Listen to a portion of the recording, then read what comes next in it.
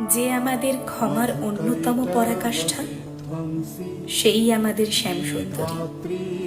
যে আমাদের দয়ার ক্ষীর সমুদ্র, সেই তো আমাদের মা শ্যামসুন্দরী।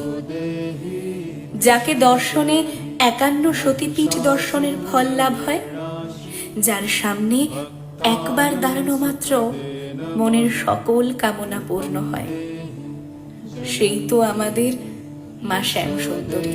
যিনি আমাদের দুর্ভাগ্য নাশ করবার জন্য চরণতলে নবগ্রহ দলন করছেন, যাকে 28টি শনিবার দর্শনে সকল গ্রহদোষ নাশ হয়ে যায়, হ্যাঁ, সেই তো আমাদের মা শ্যামসুন্দরী।